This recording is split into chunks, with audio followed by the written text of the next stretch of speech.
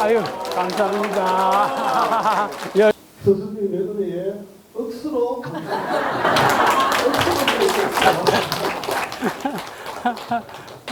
억수로 감사드립니다. 예, 감사합니다. 반갑습니다.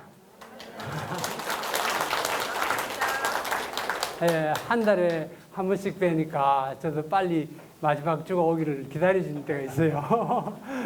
근데 이번에는 또 특히 제가 제목을 이렇게 강의 제목을 여자란 무엇인가 좀 이렇게 해놓으니까 굉장히 많은 분들이 빨리 보고 싶다고 그러더라고요. 여러분들도 아마 그런 기분으로 오늘 오셨나 하는 생각도 드는데요. 예, 뭐 바로 하겠습니다. 제가 목차를 이런 순서로 할 텐데요. 제가 한 거 아닙니다. 제가 강의 다 준비해놓고 재미나이 보고 이거 저 목차를 좀 만들어놔야 돼. 제가 만들어줬어요. 예, 정말 신기하죠? 했던 내가 생각했던 대로 그대로 딱 이런 목차를 만들어주더라고요. 예, 자 그러면 자 첫 질문, 도발적인 질문. 남녀는 평등한가? 여기 거의 여성분인데 여러분 어떠세요? 답이 yes입니까? no입니까? 평등하네요? 평등한가? 내가 물었는데 많은 분들이 아니라 그러. 평등하죠. 그래 뭐 이건 주관적이니까 어떤 도발적인 질문 평등한가? 여기서부터 시작하겠습니다. 자, 제가 사실 이 제목을 가져온 이유가 이분 때문이에요. 여러분 도울 김용욱 선생 잘 아시죠? 이분이 여자란 무엇인가 그 강의를 하루 딱 한 거예요.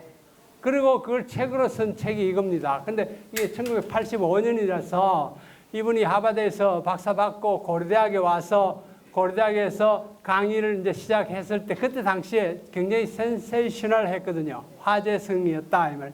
근데 특히 이 강의를 통해서 막 정말 이름을 알리게 된 계기가 이 강의 때문입니다. 저도 그때 책을 읽어봤고 이번에 강의를 준비하면서 다시 책을 사서 또 읽어봤어요. 근데 뭐 여러분 읽어볼 필요는 없고요. 그냥 여기 제가 그냥 요약해놨습니다. 이분 말이에요. 제가 쓴 거 절대 아닙니다. 근데 요렇게 써놨어요. 제가 요 말은 차마 못 쓰겠다 싶어서 안 썼어요. 막아놨습니다. 여러분 알아서 생각하세요. 뭐 이분이 직설적인 거 다 아시죠? 자기는 뭐 그런 거 바로 써야지 이걸 무슨 뭐 이렇게 안 한다. 근데 저는 도저히 용기가 없어서 막아놨어요. 뭐 어떤 이분이 이제 이래서 했는데 사실 뭐 이분 얘기하려고 하는 건 아니고요. 어떤 여자란 무엇인가 하는 게 이분이 이제 그런 질문을 던지면서 한 게 바로 이겁니다. 남녀는 다르다.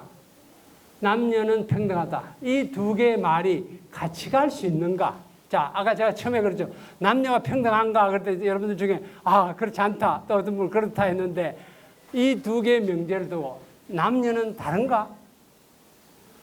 남녀는 동등한가? 두 개의 질문을 다시 던지면서 이 두 개가 같을 수 있는가? 다른가? 다르면 왜 다른가? 한번 생각해 보세요. 예? 여자는 인간이다. 그리고 남자도 인간이고 여자는 인간이기 때문에 여자가 인간입니까? 아니 이제 제가 역사성으로 이제 이런 걸 하면서 시작해 보십시다. 우리가 이 역사적으로 이런 것들에 대해 이 두 가지 명제에 대해서 오늘날 우리가 생각하는 거 많이 달랐고 어떻게 이게 달라져 왔는가 하는 재밌는 이슈가 된 것 같아요. 자, 여러분 그 사피엔스라는 책 읽어보신 분들이 많겠죠? 유발 하라리가 쓴 사피엔스라는 책 정말 제가 그렇게 생각했어요. 제가 저 고도에 혼자 떨어져서 산다면 그리고 책을 한 권만 가져가라 그런다면 이 책을 가져가겠다. 저는 그렇게 생각합니다. 뭐 여러분들이 사람이 다 다르겠지만 책 한 권만 들고 무인도에 가라 그러면 난 사피엔스를 들고 가겠다 할 정도로 그런 책인데 어쨌든 이 사피엔스가 그중에 한 게 이런 게 있습니다. 고대 아테네와 현대 아테네, 그리스 아테네 여성에 대해서 우리가 비교를 했을 때 그때 고대 시대의 아테네에 살던 여자와 지금 사는 아테네 여자가 차이가 있습니까? 예?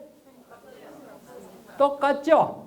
예, 요 생물학적 비교입니다. 뭐 이것도 똑같고 이것도 똑같고 차이가 전혀 없잖아요. 그죠? 그런데 다른 측면에서 보면 엄청난 차이가 있죠. 투표를 할 수 없다. 뭐 공직을 할 수 없다. 결혼 상대를 자기가 정할 수 없다. 일반적으로 교육을 안 한다. 못 받는다. 법적으로 남편의 소유거나 아버지의 소유다. 요새 우리가 생각하면 말도 안 되는 일이잖아요. 자, 이쪽으로 보면 같은데 차이가 없는데 이쪽으로 보면 엄청난 차이가 있잖아요. 포인트를 아시겠습니까? 예. 아까 남녀는 평등하다. 차이가 있는가? 이 질문이 이쪽으로 보면 차이가 없는데 이쪽으로 보면 엄청난 차별이 있다. 자, 여성 차별의 근원이 어디서 시작하는가? 우리가 방금 봤잖아요. 우선 처음에 얘기하기를 여자는 힘이 약하잖아. 그러니까 약자다. 이렇게 본성적인 측면에서 여자가 약하다. 그리고 여자가 열등하다. 이런 그 관점이 하나 있고요. 두 번째는 문화적으로 유교적 문화, 뭐 이런 어떤 그 시대의 어떤 관습 때문에 그렇다. 세 번째는 어떤 종교적인 측면에서 그렇다. 우리가 세 가지 측면에서 다르게 왜 여자가 남자와 다른가? 그리고 많은 분들이 저희 또 질문하시는 분들, 그럼 남자란 무엇인가도 또 합니까? 저보고 물어보더라고요. 안 합니다. 왜? 할 필요가 없으니까. 왜? 불공평하다 이렇게 생각하시나요? 아닙니다. 여기서 지금 여자란 무엇인가 하는 것은 달리 말하면 여자가 불평등한 대접을 받고 있다 이 말이에요. 근데 뭐 남자는 할 필요가 없잖아요. 근데 그걸 잘못 생각해서 아까 둘이 평등하니까 여자에게 했으면 남자에게 하세요. 그건 잘못 생각하는 거예요. 이해되시죠? 자, 그런 관점에서 우리가 어떤 헷갈린단 말이에요. 이게 이런 차별이 어디서 나오는 본능적인 어떤 차이. 여자는 자궁이 있기 때문에 열등한가? 예를 들어 이 본능의 문제, 본성적인 문제잖아요. 근데 그다음에 또 문화적인 문제. 동양이기 때문에 서양이기 때문에 그런 차이가 있는가? 아까 아테네이기 때문에 그랬는가? 그다음에 또 내려오면 뭐 불교이기 때문에, 기독교이기 때문에, 이슬람이기 때문에 이런 차이가 또 있는가? 이렇게 우리가 한번 보겠습니다. 이런 차이가 어디에서 왔는가 우리가 알아야 그것을 어떻게 극복할 것인가도 답이 나오기 때문에 그래요. 자, 여기 제가 사진을 하나 보여드리는데 뭐 하는 것 같습니까? 마라톤 하고 있죠? 261번을 단 여성이 마라톤 하는데 어떤 현상이 벌어졌는가? 이 남자가 행사 관계자, 보스턴 마라톤입니다. 보스턴 마라톤 하는데 이 여자가 달리고 있는데 이 사람이 당신은 못 뛴다고 잡아내려고 지금 쫓아오는 거예요, 관계자가. 여성은 보스턴 마라톤이 허용이 안 돼요. 근데 이 사람이 뛰기 시작한단 말이에요. 그러니까 이 관계자가 잡으러 온 거예요. 뛰면 안 된다고. 그런데 이 사람이 뭐라고 그래요? 옆에 있는 사람이 이거 네가 왜 그래? 그러고 밀치잖아, 이 사람은. 그죠? 근데 이 사람은 여자라고 왜 못 뛰어? 이러면서 여자를 잡아내니까 이 관계자를 밀쳐내는 상황입니다. 자, 이게 1967년에 보스턴 마라톤에서 일어난 현상입니다. 왜 여자가 마라톤을 못 뛰게 했을까요? 아니, 뭐 여자라고 마라톤 못 뛸 이유가 뭐 있어? 우월감 때문에? 아니, 왜 여자 보고 마라톤 뛴다고 잡아내고 저는 소동이 67년이면 그렇게 옛날도 아닙니다. 아까 아테네 시대가 아니라고요. 왜 그랬을까? 왜 여성 보고 마라톤 뛰면 안 된다고 잡아낼까요? 여자가 남자를 절대 앞지를 수 없다. 앞지를 수가 없기 때문에 여자가 남자를 이기면 안 되니까 그럴까? 여러분 이거를 받아들이겠습니까? 여자는 달리면 자궁이 떨어진다. 뛰면은 가슴에 털이 난다. 우리가 들으면 도저히 말도 안 되는 소리인데 그때 당시는 저랬다 이 말이에요. 그러니까 여러분 자꾸 옛날에 뭐 이런 거 생각하지 마세요. 최근이잖아. 67년이면. 그죠? 그때만 해도 여성이 마라톤 뛴다면 난리가 미국에서의 현상이잖아요. 그죠? 요새는 이 뭐 말도 안 되는 어떤 이런 일이 왜? 여자는 뛸 수 없다. 약하다. 근원적으로. 그런데 어떻게 됐나요? 50년 후에 이 캐서린 스위츠가 2017년에 이젠 당당하게 이걸 달고 뛰었어요. 50년 만에. 예. 그리고 작년 마라톤에는 그 여성이 임신한 여성이 뛰었어요. 임신하고도 뛸 수 있다. 심지어 뭐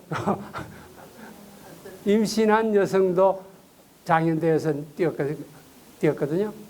자, 그래서 이게 아까 내가 다시 말해서 여성이 뛸 수 없다. 여러분들도 아마 조금 기억하시면 제가 어릴 때만 해도 여성이 자전거 타면 난리 난 거 혹시 기억하시나 모르겠네요. 뭐 그런 게 사회적으로 봐서 이게 말이 안 된다. 요새 생각하면 그게 요새 생각하면 또 다시 그게 말이 안 되는데 어쨌든 이런 일들이 그렇게 옛날이 아니었다. 그러니까 그 하물며 그전에는 어땠을까? 이해되시죠?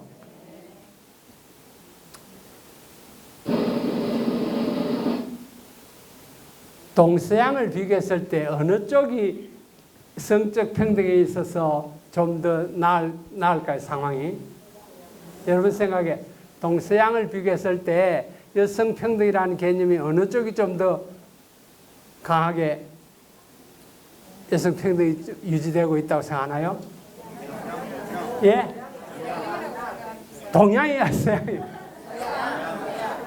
우리가 그냥 보편적으로 말하면 서양이 여성 그 평등이 먼저 앞서간다. 그런 건 우리가 뭐 그냥 객관적으로 그렇게 설명할 수 있는데요. 그럼 그런가 이제 역사적으로 한번 돌아가서 보자고요. 그게 언제부터 그래 됐는지, 옛날부터 그랬는지.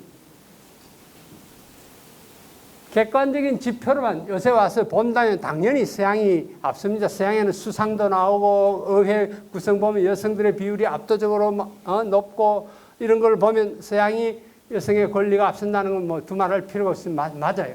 근데 역사적으로도 그랬는가 하는 게 이제 질문입니다. 그래서 한번 우리가 되돌아가 봐야 돼요. 서양의 그 여성관이 어땠는가를 이제 봐야 되겠죠. 서양에서 여성을 어떻게 봤는가. 서양에서는 여성을 하나의 단독 독립체로 보지 않고 남자의 부속으로 봤어요. 그래서 영어의 단어 man이라는 게 남자라는 뜻이잖아요. man이라는 게 남자라는 뜻도 있고 그냥 man이라고 하면 사람이라는 뜻도 있어요. 근데 여자는 woman이라 하거든요. man에 WO를 붙여가 woman. 우리나라는 남자, 여자 이렇게 되지만 서양에서는 man에 하나 붙은 게 woman이에요. 독립된 개체로 보지 않았다 이 말입니다. 자, 이게 왜 그런가? 왜? 서양은 우리가 알다시피 기독교 전통 위에 문화가 형성됐잖아요. 성서에서 말하기를 남자를 먼저 만들고 그 다음에 그 갈비뼈 하나를 뽑아가지고 여자를 만들었다. 그러면 여자는 남자의 부속품인 거 이해되시죠? 아니, 그 성서를 믿거나 말거나 하여튼 성서에 그렇게 되어 있기 때문에 여자를 또 하나 이렇게 남자처럼 만든 게 아니고 남자를 만들어 놓고 여기서 그 갈비뼈 하나를 뽑아가지고 여자를 만들었다. 그러니까 여자는 남자의 갈비뼈 하나에 불과한 건 자, 이게 기독교적 관습에서, 그러니까 그 문화에서 나오는 개념, 뭐, 여러분이 싫거나 말거나 이건 기독교의 성서에 되어 있는 거니까. 그래서 이제 서양의 철학자들이 여자라는 건 뭐가 부족한 사람이다. 이해되시나요? 남자가 되다 못된 거다. 예를 들면. 아니, 여러분, 지금 들으면 우습지만 그렇게 우리가 유명한 아리스토텔레스라는 철학자의 말이고 그 다음에 토마스 아퀴나스의 말도 여자는 남자가 불확실한 남자다. 뭔가 없는 남자다. 뭐 안 달고 그래. 어쨌든, 제가 이거는 그냥 여러분들이 이런 이해를 갖고 접근을 해야 되기 때문에 제가 말씀드리는 거니까 그냥 편하게 그냥 보십시오. 자. 여성은 주체적으로 뭘 결정할 그게 안 된다. 자, 이런 게 서양의 유명한 우리가 잘 아는 철학자들이 가진 견해였어요. 또 보십시다. 우리가 잘 아는 쇼펜하우어 뭐 다 아시죠? 염세주의 뭐 철학자 이런데 어쨌든 이 사람이 뭐라고 그랬어요? 여성은 유치하고 천박하고 근시안적이다. 그래서 이 사람이 결혼을 안 했어요. 평생을 결혼 안 하고 살았, 뭐 그것 때문에 안 했는지 모르지만 쇼펜하우어는 독신으로 살았습니다.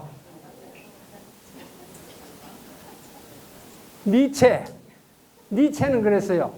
여자를 만나러 갈 때는 채찍을 꼭 잊지 말고 가져가라. 뭐 여러분 그런 우리말도 그런 거 있잖아요. 뭐 몽둥이로 때려야 된다고 뭐 그런 말. 여자를 만나러 가면 채찍을 갖고 가라. 요새 우리가 생각하면 이거 뭐 정말 이게 말도 안 되는 이따위 소리를 했을까? 헤겔. 여자는 교육받을 능력이 교육받아봤자 별 효용이 없다. 자, 이런 게 우리가 지금 생각하면 말도 안 되는데 이게 그렇게 옛날이 아닌데 그것도 유명한 분들이 이런 관점을 갖고 여성을 대했다. 서양의 철학관이 여성관이 이랬다는 걸 여러분이 아셔야 되고요. 자, 그 다음에 우리가 아는 프로이드. 예? 프로이드는 아까 그 사람들은 내가 그랬잖아요. 철학자들이나 아까 옛날 고대 그거는 본성적으로 여성은 불완전하다, 모자란다 이렇게 접근을 했다고 그랬죠. 근데 프로이드는 그런 본성의 그 개념이 아니고 심리적으로 접근한 그런 차원에서 이제 다른 접근을 하는 겁니다. 아까 전에 생겨 먹은 게 잘못됐다, 뭐 결함이 있다 이렇게 했는데 이제 그게 아니고 심리적인 측면에서 프로이드가 접근을 했다는 게 이제 핵심적이라 했는데 그래도 프로이드의 접근도 비슷하죠. 여성은 아까 누가 승란 씨가 그랬나 뭐가 없는 사람이다. 그래서 이게 없기 때문에 불완전해서 남성이 결핍되어 있다. 그러니까 심지어 아까 제 본성적이다 이렇게 막 철학자들이 얘기할 때 하고 더군다나 거기서 좀 벗어났다고 하는 이 프로이드로 와도 결론은 비슷하죠. 예? 그렇습니다. 그래서 제가 이 책을 사서 읽어봤지 않겠습니까? 도대체 이런 그 차이가 도대체 어디에서 오는가? 우리가 아까 처음에 시작할 때 서양이 오히려 여성의 권리가 더 강하고 더 잘 돼 있고 그렇다고 했는데 지금 역사적으로 뒤집어 들어가 보면 이런 어떤 편견이 훨씬 서양에서 강하다 하는 걸 우리가 볼 수 있죠. 그죠? 자, 그래서 제가 세상에서 가장 오래된 편견, 왜 이 여성들에 대해서 이렇게 차별했을까 하는 책이 정말 이 책이 있어서 제가 읽어봤어요. 그랬더니 이게 이 저자에 의하면 여성의 혐오는 기원전 8세기부터 시작했다고 해요. 엄청나게 뿌리가 깊은 거예요. 기원전 8세기부터 여성들에 대한 이런 혐오가 시작됐다. 차별이 시작됐다. 최근에 된 게 아니다. 그래서 야, 이거 정말 대단한 일이네. 인류 역사의 대부분에 걸쳐서 여성 혐오, 여성 차별은 상식적이었다. 당연히 그거다. 이게 상식이었다 이 말이에요. 요새 와서 생각하면 그게 상식이 아닌데 거의 인류 역사의 대부분 동안의 여성 차별이 상식이었다는 걸 여러분이 지금 요새 사람들이 들으면 깜짝 놀랄 일인데 아까 제가 보여드렸잖아요. 그 최근까지도 여성은 뭔가 부족한 사람이다. 뭐 이런 개념이 이게 상식 그런 편견이 내려왔다 이 말이에요. 그래서 이게 왜 이럴까 하는 게 이제 이 책이 그걸 이제 추적하려고 쓴 책인데, 뭐 여러분 읽어볼 필요 없어요. 굉장히 두껍고 내용도 복잡해서. 어쨌든 제가 결론적으로 이 책을 요약하면, 도대체 8세기 전에 무슨 일이 있었는데, 기원전 8세기. 여기 보면, 여러분 이런 말 들어보셨죠? 판도라의 상자. 그게 뭐예요? 판도라의 상자. 영희 씨, 판도라의 상자가 뭐예요?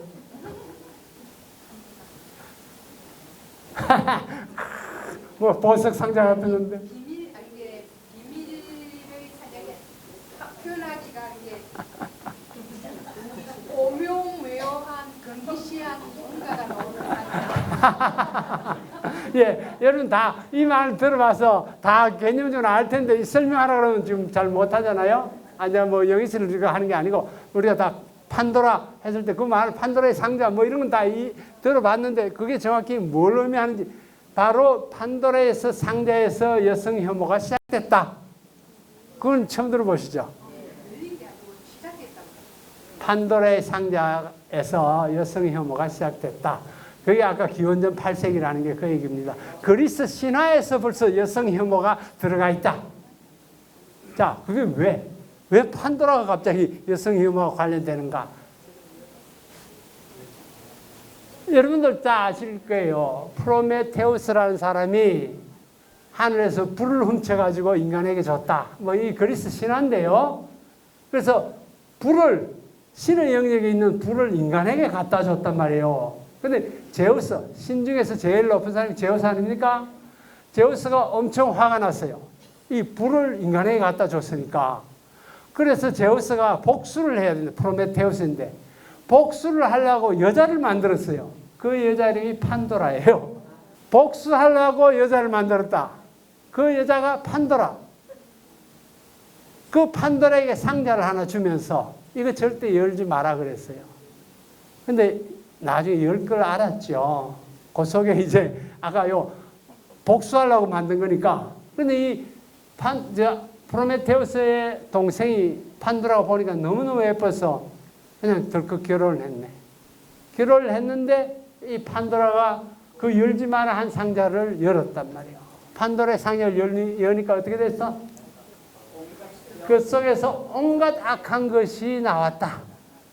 깜짝 놀란 거. 이거 여는 순간에 온갖 인간에 대한 저주가 그 안에서 나오기 시작했다. 뭐 보석이 나온 게 아니고. 그래서 놀라가지고 덮었는데 그 속에 뭐가 하나 남았어. 뭐가? 희망만 남아. 나쁜 거는 다 나와버리고 희망만 딱 그 안에까지. 자, 이게 뭘 의미해요? 여성을 통해서 저주가 인간에게 내려왔다. 그겁니다. 그러면 갑자기 판도라는 아주 나쁜 악의 인간에게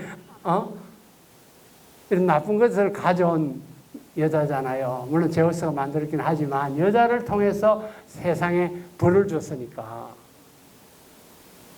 하여튼 신화에서 아까 8세기 전이 뭐냐 하는 게 바로 이 얘기를 하는 겁니다. 이해되시죠? 그리스 신화에서부터 여성 혐오가 스며들어 있다. 결론적으로 말하는 그 얘기입니다.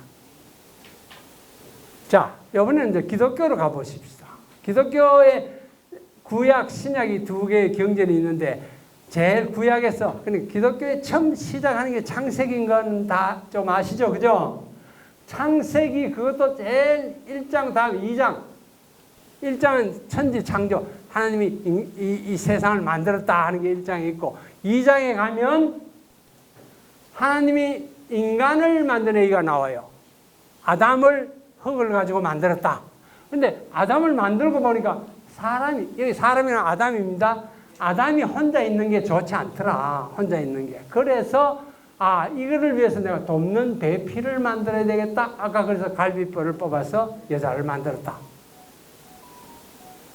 남자를 만들어 놨더니 남자가 아니고 사람을 만들어 놨더니 이게 혼자 있는 게 좀 외로워 보여서 돕는 배필을 만들자 해서 자는 갈비뼈를 뽑아가지고 만들었다. 이해되시죠? 그래서 아담이 이르기를 여자라 부르리라. 아까 그 우먼이라 하리라. 남자에서 나왔기 때문에 맨에서 나왔기 때문에 우먼이라 한다. 이렇게 이름을 지어줬다 이 말이에요. 근데 문제가 생겼죠. 뭐 기독교를 좀 아시면 이제 이게 잘 모르시는 분들을 위해서 제가 조금 설명. 이 하나님이 만드시고 절대 따먹지 말라는 과일이 있었어요. 선악과라는 과일이 있었는데 이게 뱀 사탄이 와서 이 이불을 꼬십니다.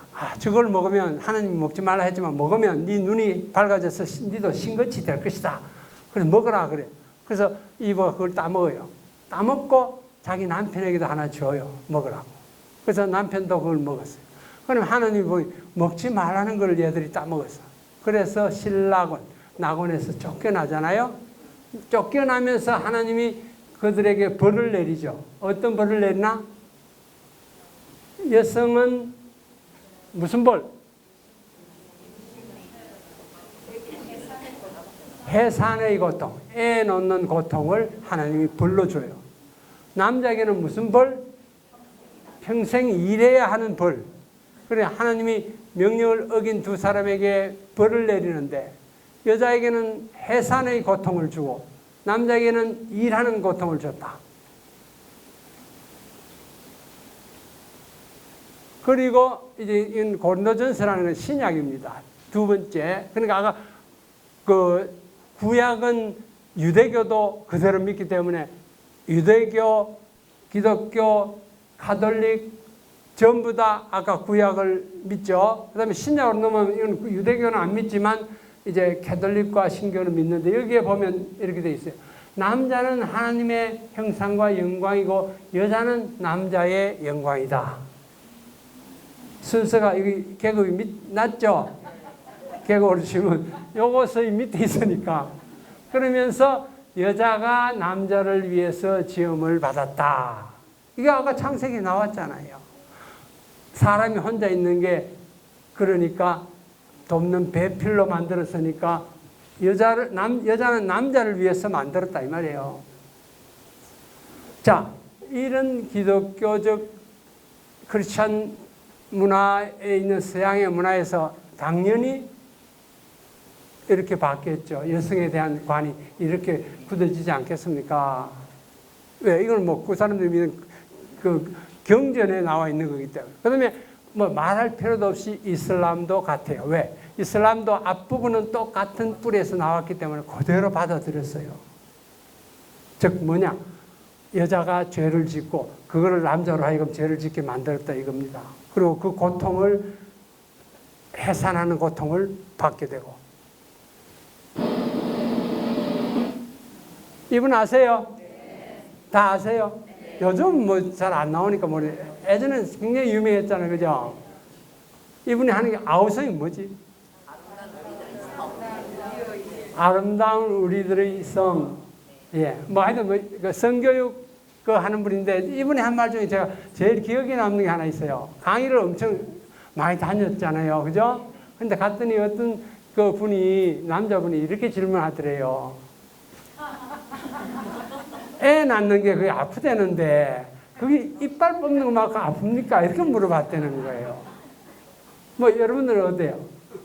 치과에 가서 이빨 뽑는 거하고 그 애 놓는 고통이 같은가? 남자들은 안 해봤으니 모르지. 그러니까 질문을 이렇게 하더라는 거예요. 그 애 놓는 게 아프다는 게 이빨 뽑는 것만큼 아픈가? 남자들 여러분 사실 요새는 마취를 하니까 이빨 뽑는 게 그래 안 아픈데 옛날에 뺀찌로가 생리를 뽑으면 정말 엄청 아프겠죠. 질문을 이렇게 하더라는 겁니다. 그래서 이분이 뭐라고 그랬겠어요? 경험해 볼 수도 없고 이빨 뽑는 것만큼 요새 뭐 마취해가지고 다 하는데 뭐 아픈 것도 없는데 사실은. 그래서 구성애 씨가 10배 아니 100배 더 아프다 그랬는데 여러분은 그런 것 같아요? 10배 이빨 뽑는 것을 10배 내지 100배 정도 아픈가? 나도 뭐 경험이 없어서. 그리고 뭐 요새는 뭐 이빨 뽑는 게 뭐 하나도 걱정이 안 되니까 마취하고 다 하는 판에 뭐 자, 어쨌든 자, 여러분 사진을 지금 하나 보고 있는데요. 혹시 보신 분 있나요? 자, 이게 뭔 것 같습니까? 태아를 넣는 그런 거죠.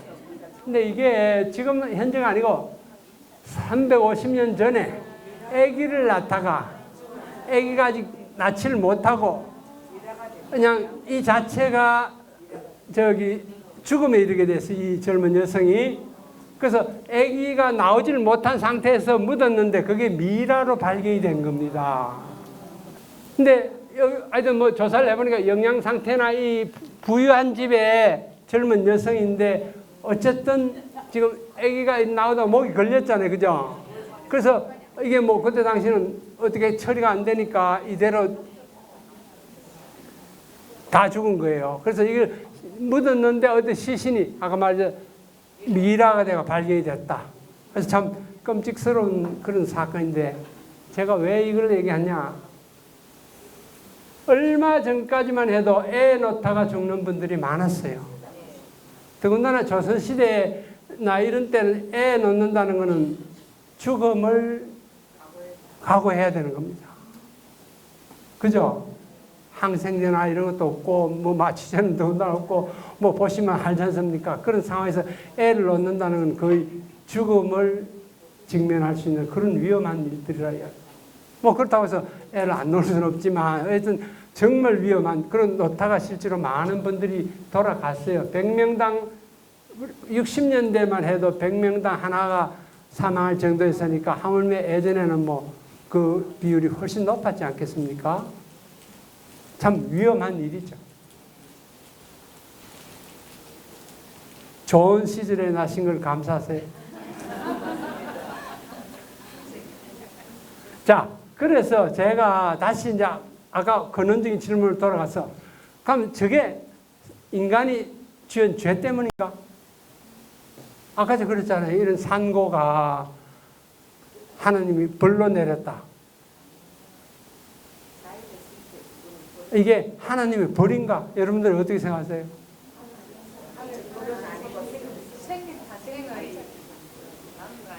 우리가 지금 생각하면 그건 벌이 아니죠. 그래, 뭐 성경에는 그렇게 써져 있지만 지금 생각하면 애 놓다가 죽는 게 그게 과연 벌 때문에 그럼 하나님이 우리인데 벌을 내려서 우리가 애 놓다가 죽었다 이렇게 보는 사람 아무도 없을 거예요. 또 거꾸로 요새 애 놓는 고통을 위해서 병원에 가서 무통 뭐 이렇게 하면 이거 하나님이 벌 내린 걸 왜 무통으로 하나님을 거역하는가 그러는 분은 아무도 없을 거예요. 그죠? 자, 동양의 역사관. 자, 서양의 역사관은 그 정도 해서 좀 잠깐 멈추고 동양에서는 여성을 어떻게 봤는가 봅시다. 자, 이 김영옥 씨 책에 나오는데요. 사람인자. 옛날에 한자를 쓸 때는 모양을 그리잖아요. 그죠? 사람이 서 있는 모습을 가지고 여기 사람인자. 여자는 이렇게 썼어요. 근데 이게 이런 모양이에요. 상형 문자가. 이게 뭘까요? 아기를 낳는 모습이에요. 요새 생각하면 애가 왜 저러나? 그게 아니고 예전엔 저도 뭐 안 나봐서 모르지만 예전에는 이렇게 여성이 쭈구리가 앉아서 요 밑에 구덩이를 파서 이렇게 해서 아기를 이렇게 받았답니다. 이렇게. 그 모습을 그렸다는 겁니다. 여성의 가장 상징적인 게 애 놓는 거잖아요. 그래서 그 모양을 그린 게 여자라 이 말이에요. 좀 그렇게 보이나요, 이게? 예, 이렇게 쪼그리고 앉아서 애를 놓는 그 모습을 그렸다. 자, 여자 엄마는 뭔가? 엄마는 이 모습에 그냥 요 꼭지 두 개만 꼭지 두 개만 딱 찍은 게 여자에서 꼭지 두 개만 딱 찍은 게 엄마예요. 뭐 아주 재밌게 그림을 그렸잖아요. 그죠? 남자는 밭이고요. 요거는 쟁기잖아요. 그죠? 밭에 일하는 사람. 이런 뜻이에요. 그런데 이걸 왜 얘기했냐면 이런 그림 글자가 먼저 나오고 이런 뜻 글자가 나중에 나왔다. 이해되시죠? 남자가 일하는 모양을 그린 게 아니고 밭에 가서 쟁기로 일한다 이런 어떤 뜻을 넣었다 이 말이에요. 이런 글자는 나중에 나왔다 이 말입니다. 즉 다시 말해서 여자라는 글자가 먼저 나왔다. 아까 서양에서는 맨이 나오고 우먼이라는 게 나왔는데 동양에서는 여자를 먼저 표시를 했다. 글자로. 그 다음에 남자가 나왔다. 이런 뜻입니다. 뭐 그게 누가 앞서다 뒤서다 그런 뜻이 아니고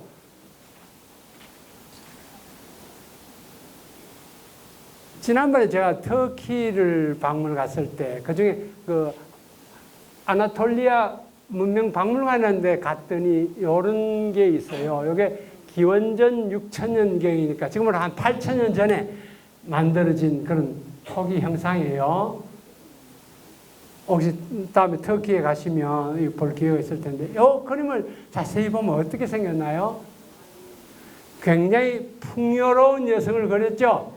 요새 같은 비너스상 멋있는 이 팔등신을 그려야 되는데 이때는 여성은 다산, 아까 생산하는 아기를 낳아서 그죠?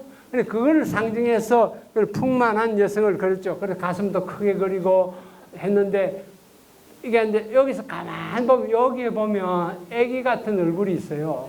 코가 있고 눈이 있고 입이 있잖아요. 즉 출산하는 것을 그려놨어요. 그러니까 여성을 가장 상징하는 그런 그러니까 고대 시대에는 여성은 정말 이 가장 중요한 역할이 이거니까 이렇게 그렸단 말이죠. 만들었다는 거죠. 근데 우리나라에서도 그런 게 비슷하게 출토가 됐어요. 신암리는 여기 남쪽에, 울산의 남쪽에 있는 거기서 유적을 조사하다가 이런 게 발견이 됐는데 이걸 신암리 비너스라고 해서 우리나라에서는 정말 경제가 뭐 웃는 그 수막 하는 그게 천년의 미소 그거처럼 이것도 안에 우리나라의 아까 그런 그 예전의 여성을 만들어 놓은 비너스, 그걸 신암리 비너스라는 말을 붙여놨는데 요거는 아까 같이 뭐 그렇게 많이는 안 했지만 좀 날렵하게 만들었죠. 그죠? 예. 자, 우리가 이제 동양으로 얘기하려면 특히 뭐 동양 얘기까지 아니라 우리 동양권, 유교권으로 이제 넘어오면 특히 성리학이 어떻게 영향을 여성관에 대해서 성리학, 유교, 그중에서 성리학이 어떤 영향을 미쳤는가 하는 걸 봐야 돼요. 사실 우리나라에서 신라 때는 여왕까지 있고, 그죠? 별 그렇게 큰 차이가 없었는 것 같이 보이는데 이게 조선으로 넘어오면서 조선은 왜? 불교에서 유교로 넘어간 게 조선이잖아요. 고려 때까지만 해도 불교가 국교였다가 이제 유교로 넘어 특히 이제 성리학으로 넘어가면서 여성관이 바뀌기 시작해요. 어떻게?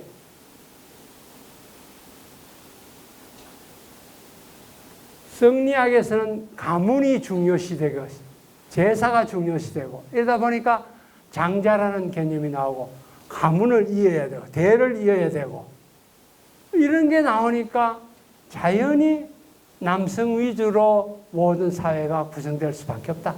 즉 여성의 위치가 떨어지게 됐다. 그전까지만 해도 비교적 평등한 사회였다. 남녀가. 근데 조선 특히 성리학적인 이제 관점이 들어오면서부터는 가문, 대를 이어야 되고 장자, 제사 이런 개념이 들어오면서부터 이제 남성 위주로 되기 시작했다. 남존여비라는 말 아시죠? 예? 네. 알아요? 몰라요? 김 교장님 무슨 말이에요? 남존여비.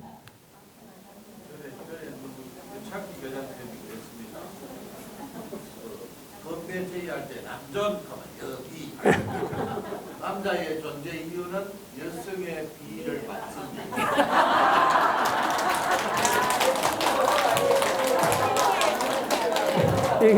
이게 완전히 현대적 해석이에요. 남자는 높이고 여자는 비한다. 이게 본래 그 의미인데 요새 와서는 이게 정말 말도 안 되는. 맥주잔 부딪히면서 하는 이런 세상이 이렇게 뒤집혔어요. 자, 뭐 여러분 유교 문화에서 나오는 개념 뭐 이거 제가 설명 안 할게요. 삼종지도 뭐 아버지, 남편, 아들. 남자에게 무조건 여자는 복종해라. 처음에는 아버지, 남편, 아들. 예. 칠거지약도 남성 위주로 되어 있는 거 뭐 제가 설명 안 해도 아시죠? 이런 거 하면 좀 이혼할 수 있다.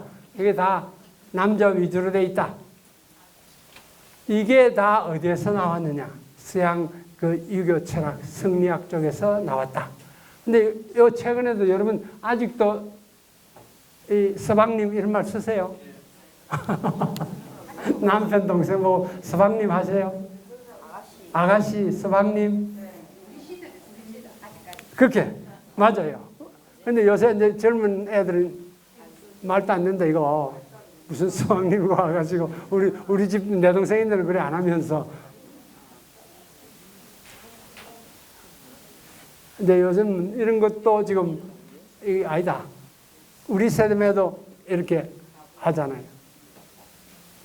자, 남자가 뭐 그리 좋을까? 그러면 거꾸로. 남자가 뭐 그리 좋을까? 사피엔스에 다시 돌아가서 읽어보면 왜 남자가 좋은가? 우리가 사피엔스에 호모 사피엔스가 한 30만 년 전에 나왔다는 게 과학자들의 통설입니다. 그런데 농경문화가 시작한 게 한 10,000년에서 12,000년 전. 그러니까 30만 년에서 10,000년은 극히 짧은 기간이에요. 그죠? 30만 년 동안에 수렵 채집하던 시대는 목의 사회였다. 여성이 중심이 되는 사회였다 이 말이에요. 그러다가 농사를 지으면서 정착 생활을 하다 보니까 북의 사회로 바뀌었다. 그러니까 아주 기간적으로 따지면 호모사피엔스의 역사에서는 아주 짧은 기간이다 하는 게 이 말이에요. 옛날부터 인간이 태어날 때부터 그래 했다. 절대 아니다. 오히려 훨씬 더 긴 기간 동안 목의 사회였다.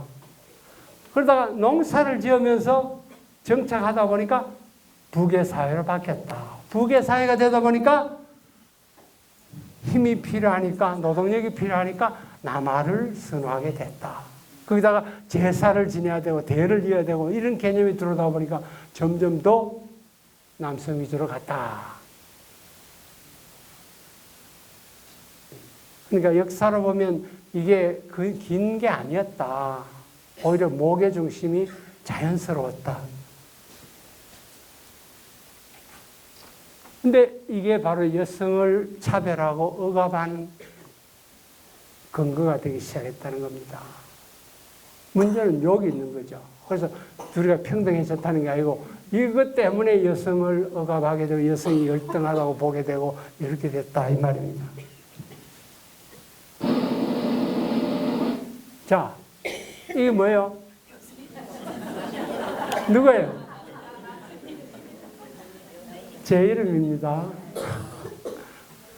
진, 별진, 혁, 빛날 혁, 별처럼 빛나라. 아버지가 이렇게 좋은 이름을 참 지어주셨잖아요. 여러분들이 자녀들 이름 지을 때 그 뜻을 생각하고 지어주겠죠? 가능한 게 아니라 뭐 좋은 이름, 좋은 뜻, 별처럼 빛나라. 뭐 이렇게 제가 우리 아버지가 너무 이름을 잘 지어주셔가지고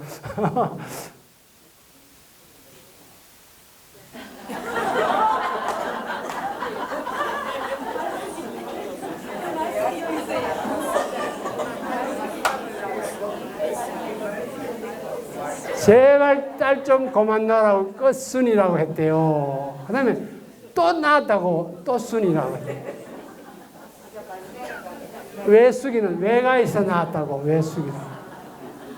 그러니까 아까 내가 그랬잖아요. 남자애를 이름을 지을 때는 그 이름을 생각해서 좀 가능하면 좋게 이렇게 하는데 여자애라고 해서 이름을 이렇게 말이 안 되잖아요. 그죠?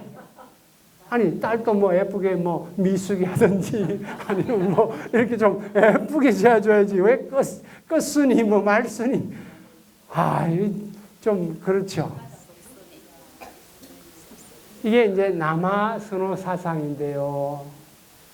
자, 여러분, 자, 보십시다.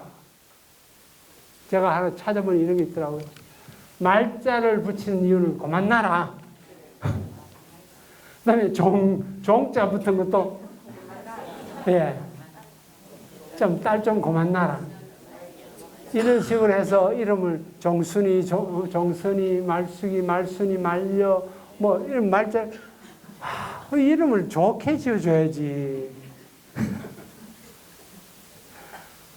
이게 바로 일종의 남아선호 사상에 의해서 그렇다. 근데 놀랍게도 지금은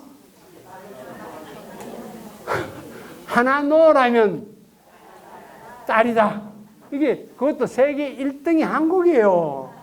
세계에서 1등 딸을 선호하는 나라가 놀랍게도 한국이라니까. 보세요. 애를 하나만 놓는다면 세계 44개 조사를 했는데 한국이 28등으로 1위란 말이에요. 아들은 15%, 이거 반밖에 안 되잖아요. 30년 전에는 압도적으로 아들 바랬죠. 여러분 태어날 때 아까 여러분들이 태어났을 때는 다 집안에서 아들을 원했잖아요. 여러분들도 아마 애 놓을 때 아들 원했을지 모르죠. 근데 지금 거꾸로 돼가지고 딸을 선호하는 게 그것도 세계 1등. 한국 뭐 했다면 항상 1등이에요. 그죠? 뒤집어도 1등 이렇게 해도 1등. 아빠가 엄마하고 이혼한 이유가 뭘까? 앤젤리나 졸리라는 유명한 미국의 배우잖아요. 미국에서 우스갯소리가 있는데요. 차를 타고 가다가 경찰이 잡혔어요. 그래서 경찰이 면허증 보자. 그래서 면허증을 엄마하고 보여줬어요. 근데 경찰이 면허증을 돌려주니까 딸이, 옆에 앉은 딸이 그걸 보더니, 왜 엄마가 아빠인데 이혼당했는지 알겠다 그래요. 아니, 얘가 갑자기 면허증 보다가 딸이 그러니까 엄마가 깜짝 놀라, 니 무슨 소리 하나? 그랬더니, 엄마가 이 섹스를 F 받았잖아.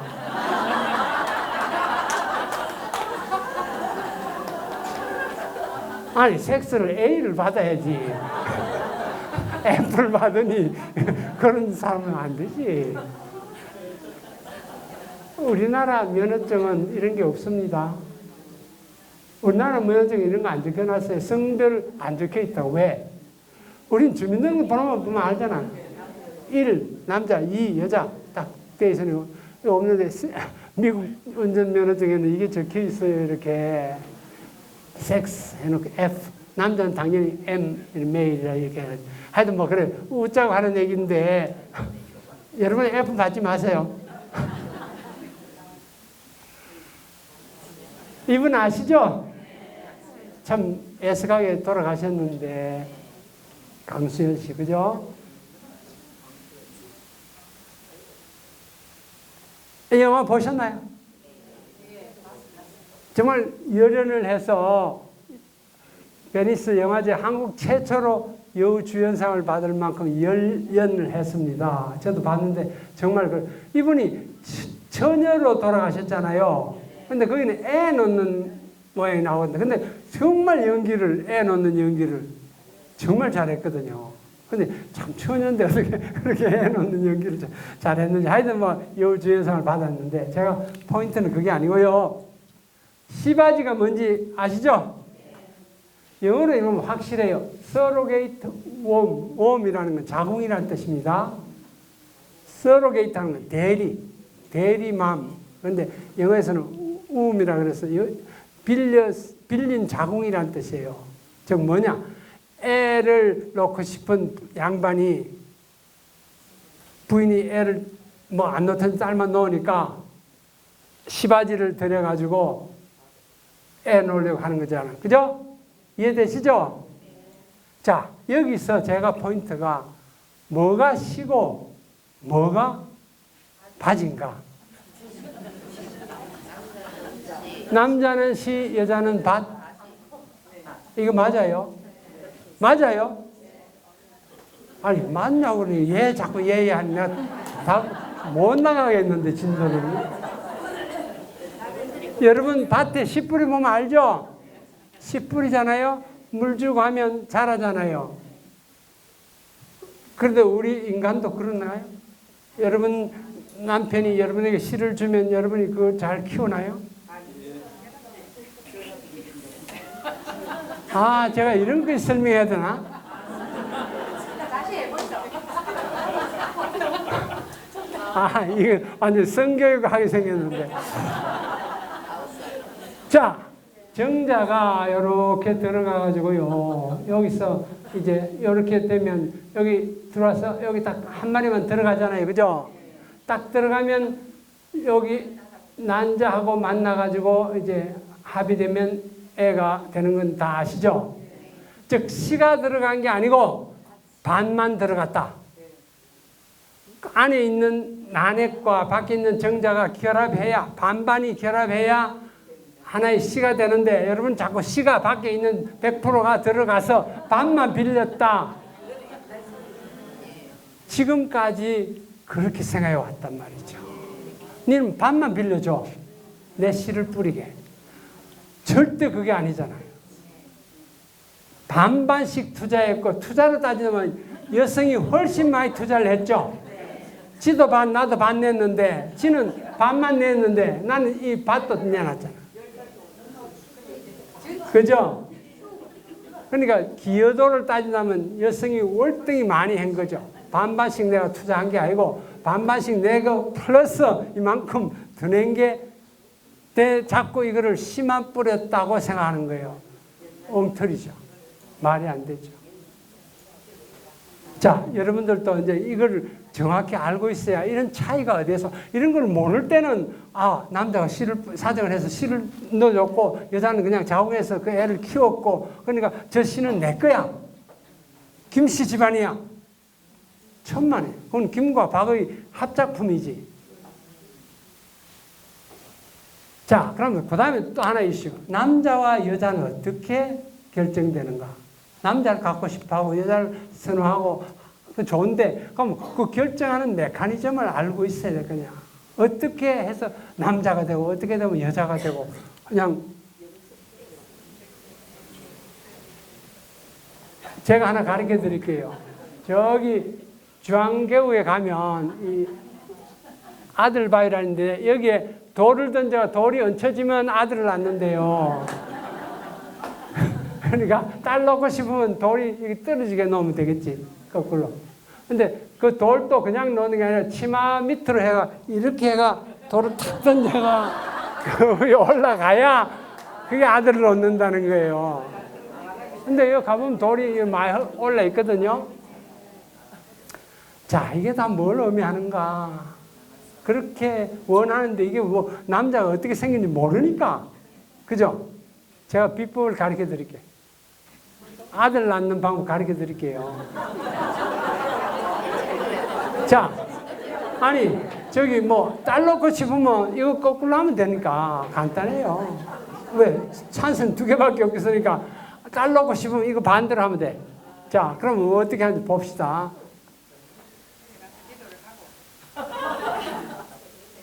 새벽에 남편이 블랙커피를 마시고 하면 아들 넣는 데네. 아내가 고기를 많이 먹고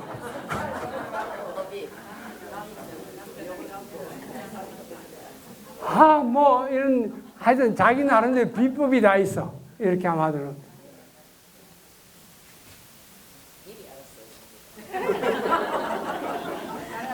자, 이런 뭐 나름대로 다 비법이 있다고 그러는데, 예, 제가 찾아보니까 이런 데서 이런 게 있더라고요. 그 이상도 씨라고 울문화에 하시는 그 이상도 원장이 이 우리나라의 웅천 지방의 향토사 연구하시는 분이기 때문에 지방의 그런 관습만, 자기가 확실히 아들 놓는 방법을 안다. 그래서 자기 동생인데도 가르쳐 줬더니 그대로 되더라. 뭐, 그럼 지난번에 그래서, 야, 참 웃긴다. 뭐, 그분이 얘기가 간단해요. 초저녁에 섹스를 하면 딸이고, 한숨 자고 나서 하면 아들. 뭐, 하여튼 자기 나름대로 비법을 뭐 다 엉터리고요. 자, 우리가 정확히 과학적으로 한번 봅시다. 이게 뭐, 어떻게 돼서 결정되는가. 자, 설명 안 해도 여러분 이 정도는 다 아시죠? 여자는 XX라는 성염색체를 가지고 남자는 XY라는 염색체를 가졌는데 이게 이제 반으로 쪼개지잖아요. 그죠? 쪼개져서 여자는 쪼개봐야 똑같아. 남자는 쪼개면 X와 Y가 있어. 근데 이 X와 이 X가 만나면 딸이 되고 이 X와 이 Y가 만나면 남자가 돼요. 누가 남자 여자를 결정하나? 근데 자꾸 여자를 탓하잖아요. 그죠? 아니 지금까지 그랬잖아요. 자꾸 딸만 놓는다고 다른 여자를 대잖아. 이 여자는 딸만 놓는 여자라고. 근데 여기서 보면 과학적으로 보면 결정하는 건 남자예요. 여자는 공평하게 자기 선택권이 전혀 없습니다. 그냥 자기는 그냥 XX를 줬는데 이 친구가 잘못된 거지. 근데 우리는 이제까지는 자꾸 그 어떤 아까 뭐 그런 속설이나 이런 걸 내가 뭐 이게 잘 모르니까 이렇게 해서 된다. 근데 여성의 입장에서는 너무도 억울하죠. 왜? 자기는 똑같이 XX를 줬는데 엉뚱하게 여성 보고 자꾸 저걸 한단 말이죠. 그래서 그건 잘못됐다. 성별의 결정은 남자가 한다. 뭐 이제 말 안 해도 우리 너무도 잘 알아요. 자, 수컷 중에서 자기 자식임을 알아보는 동물이 얼마나 될까요? 아니, 사람 빼고, 사람 빼고. 동물 중에서 순놈이, 이거 내 새끼하고 아는 순놈이 몇 놈이나 있을까요? 어떤 동물이 있을까요? 거의 없습니다. 없잖아요. 이거 우리 아들이라고는 봤어요. 이거 내 새끼라고 그런 거 봤어요? 없어요. 근데 사람은 그렇지 않잖아요. 그죠? 자, 이게 뭘 의미하는가? 자기 자식을 알아본다? 자, 제가 하나 영상을 보여드릴게요.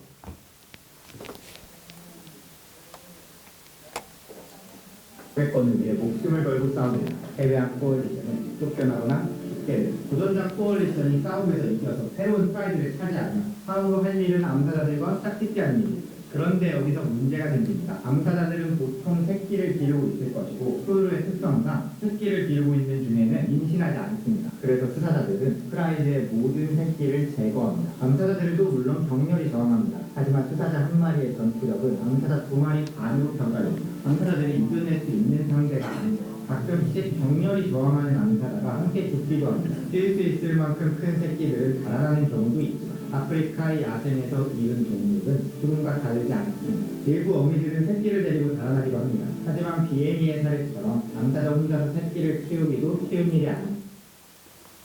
어이구, 시간이 보니까 이게 왜 다른 게 해놨는데 이 알람을 안 해주는지 모르겠네.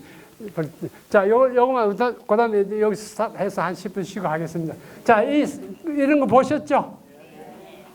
순놈이 새로 이제 오면 있는 새끼들을 다 물어 죽여요. 그런데 암놈이 격렬히 저항하죠. 왜? 이거 자기 새끼죠. 근데 순놈의 입장에서는 자기 새끼 아니죠. 내가 무슨 말 하는지 이해되시나요? 암놈의 경우는 자기가 낳았으니까 자기 새끼잖아요. 근데 순놈의 입장에는 자기 게 아니라고. 그래서 물어 죽인단 말이에요. 근데 암놈은 그걸 보호하려고 자기 목숨을 내놓고 방어하지 않습니까? 그죠?